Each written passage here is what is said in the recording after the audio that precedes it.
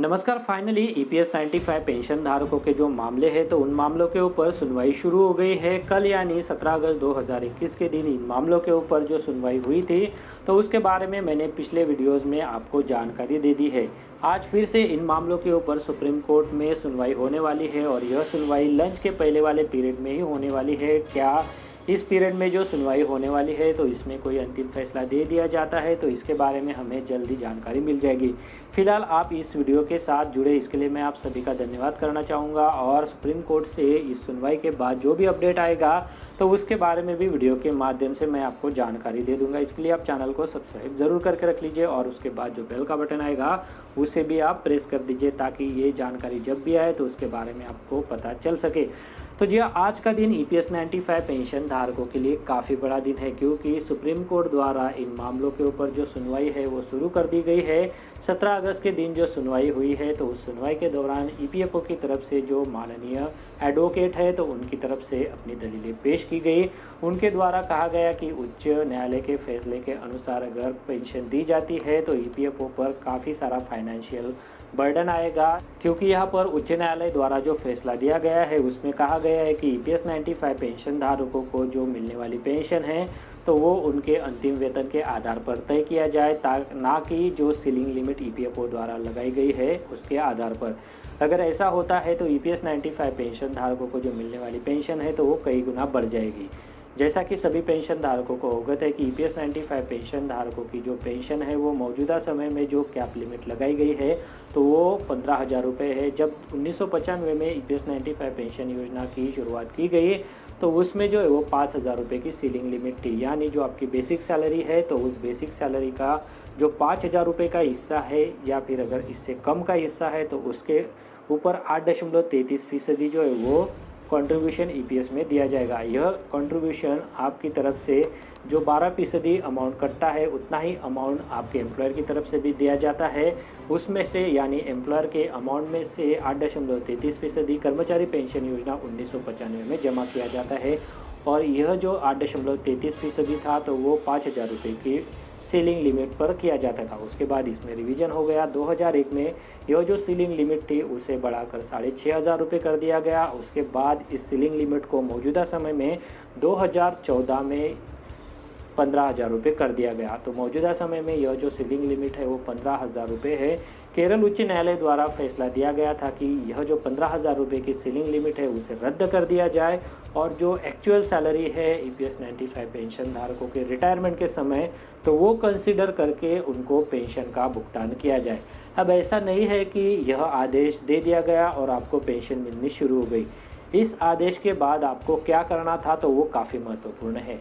इस आदेश के बाद ईपीएफओ द्वारा जिन पेंशन धारकों ने जॉइंट ऑप्शन का फॉर्म जो है वो नहीं दिया था, जॉइंट ऑप्शन का फॉर्म जो है वो ईपीएफओ द्वारा 1996 में सबमिट करने के लिए कहा गया था। इस फॉर्म में पैरा 11 ऑफ 3 के तहत बताया गया था कि जो कर्मचारी मौजूदा समय में सेवारत है तो वो जॉइंट ऑप्शन का फॉर्म जो है वो सबमिट करे और जो नियोक्ता द्वारा 8.33% का कंट्रीब्यूशन 5,000 रुपये, 6,500 रुपये या फिर जो भी सीलिंग लिमिट है तो उसके ऊपर जो सैलरी रहेगी तो उसके ऊपर 8.33% का जो कंट्रीब्यूशन है वो ईपीएस में जमा करें। बहुत सारे जो एम्प्लॉय है वो उस समय हम सभी जानते हैं कि इतनी इन्फॉर्मेशन नहीं मिलती थी, फटाफट जो एडवर्टाइजमेंट होती थी तो उसकी जानकारी भी जो है वो नहीं मिलती थी और ईपीएफओ द्वारा जो अवधि दी गई थी तो वो भी काफ़ी कम दी गई थी, जिसके वजह से बहुत सारे जो एम्प्लॉयज़ है वो जॉइंट ऑप्शन का फॉर्म देने में असमर्थ रहे थे। ईपीएफओ द्वारा यहाँ पर इसके लिए बाद में कुछ मोहलत दी हुई या नहीं हुई है तो इसके बारे में कुछ अपडेट नहीं है, पर जो भी समय मिला था तो वो बहुत कम था और उस समय में जो कर्मचारी है तो उनके द्वारा जॉइंट ऑप्शन का फॉर्म नहीं दिया गया था। बाद में ये सारे कर्मचारी जब सेवानिवृत्त हुए तो उनको जो है वो इस सीलिंग लिमिट के आधार पर पेंशन मिली और यह पेंशन बहुत ही कम थी। इसकी वजह से इन पेंशन धारकों ने सीधा सीधा कोर्ट का दरवाज़ा खटकाया था और कोर्ट ने भी इनके द्वारा जो पिटीशन दाखिल किए गए थे, जो मामले दाखिल किए गए थे तो उनके ऊपर फैसला दिया और यह फैसला पेंशन धारकों के हक में दिया गया और इस फैसलों में कहा गया कि जो पेंशन धारक है तो उनको किसी भी सीलिंग लिमिट पर जो पेंशन है वो ना देकर उनकी जो अंतिम सैलरी होगी उस आधार पर पेंशन का भुगतान किया जाए। इस वजह से जो पेंशन है तो वो काफ़ी जो है वो बढ़ गई और इसकी वजह से ईपीएफओ के ऊपर जो है वो बर्डन आना शुरू हो गया, ऐसा ईपीएफओ को लगा। पर जो भी पेंशन धारक उच्च पेंशन का लाभ लेना चाहते हैं तो पहले उनको उनके उच्च वेतन पर ईपीएफ पेंशन योजना में योगदान देना पड़ेगा, तभी वो ईपीएफओ के तहत जो मिलने वाली पेंशन है वो उनके उच्च वेतन पर पा सकेंगे। ऐसा नहीं है कि कोर्ट द्वारा फैसला दे दिया गया और पेंशन मिलनी शुरू हो गई। पर ईपीएफओ को ये बातें रास नहीं आई और ईपीएफओ ने सुप्रीम कोर्ट में जो केरल उच्च न्यायालय का फैसला था तो उसके ऊपर अपनी पुनर्विचार याचिका दाखिल की गई, जिसे सुप्रीम कोर्ट ने भी खारिज करते हुए केरल उच्च न्यायालय के फैसले को बरकरार रखा था। यह फैसला सुप्रीम कोर्ट द्वारा अप्रैल 2019 में दिया गया था। फिर भी ईपीएफओ को इस फैसले के ऊपर रास नहीं आया और उसने फिर से सुप्रीम कोर्ट में इस फैसले के ऊपर ही एक पुनर्विचार याचिका दाखिल की गई।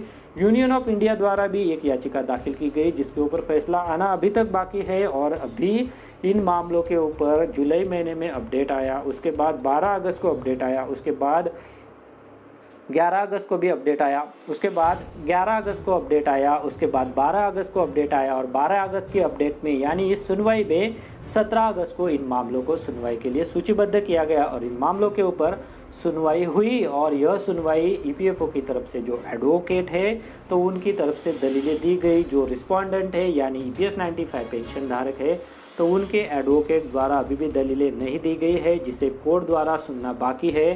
कोर्ट द्वारा यह दलीलें सुनने के बाद ही ईपीएस 95 पेंशन धारकों के जो मामले हैं तो उनके ऊपर अंतिम फैसला दिया जा सकेगा। फिलहाल इन मामलों के लिए आज की तारीख जो है वो सुनवाई के लिए रखी गई है।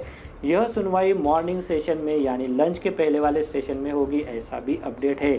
तो जी हाँ, इस सेशन में जो भी अपडेट आएगा तो हम आपको जानकारी देंगे। अगर आप चाहते हैं कि सुप्रीम कोर्ट के फैसले के बाद आपको किस तरह से उच्च पेंशन मिल सकती है तो इसके बारे में विस्तार से जानकारी चाहिए तो वीडियो के नीचे जो कमेंट बॉक्स है आप वहाँ पर ज़रूर बताइए। हम आपके लिए पूरा एक वीडियो उसके ऊपर बनाएंगे कि किस तरह से आप जो है वो उच्च पेंशन पाने के लिए एलिजिबल हो सकते हैं, आपको कौन कौन से क्राइटेरियाज को पूरे करने होंगे ताकि आपको सुप्रीम कोर्ट के फैसले के बाद उच्च पेंशन मिल सके। तो जी हाँ, आज की सुनवाई में जो भी अपडेट आएगा, जो भी सुप्रीम कोर्ट द्वारा ऑर्डर दिया जाएगा तो उसके बारे में हम आपको वीडियो के माध्यम से पूरी जानकारी देंगे। इसके लिए आप चैनल को सब्सक्राइब जरूर करके रख लीजिए और उसके बाद जो बेल का बटन आएगा उसे भी आप प्रेस कर दीजिएगा ताकि जो आने वाले अपडेट है तो उनके बारे में आपको पूरी जानकारी मिल सके। तो चलिए, आज के इस वीडियो में इसी अपडेट के बारे में जानकारी देनी थी। वीडियो अच्छा लगा है तो वीडियो को लाइक ज़रूर करते चलिएगा और अगर आपने हमारे चैनल को अभी तक सब्सक्राइब नहीं किया है तो सब्सक्राइब ज़रूर करके रख लीजिए ताकि जो अपडेट है तो उस अपडेट के बारे में आपको जानकारी मिल सके। तो चलिए, मिलते हैं सुप्रीम कोर्ट की सुनवाई में क्या होने वाला है उस अपडेट में। तब तक के लिए आप सभी अपना ख्याल रखिए और आप सभी को मेरा नमस्कार। इस वीडियो को देखने के लिए आपका बहुत बहुत धन्यवाद। अगर आपको कोई सवाल है या फिर कोई कमेंट है तो आप इस वीडियो के नीचे जो कमेंट बॉक्स है वहाँ पे कर सकते हैं। और साथ में दोस्तों, अगर आप मेरे चैनल पे पहली बार विजिट करें तो मेरे चैनल को सब्सक्राइब कीजिए और जो उसके बाद बेल का आइकॉन आएगा उसे भी आप प्रेस कर दीजिए ताकि मेरे जो आने वाले वीडियोज़ है वो सबसे पहले आपको देखने को मिल सके।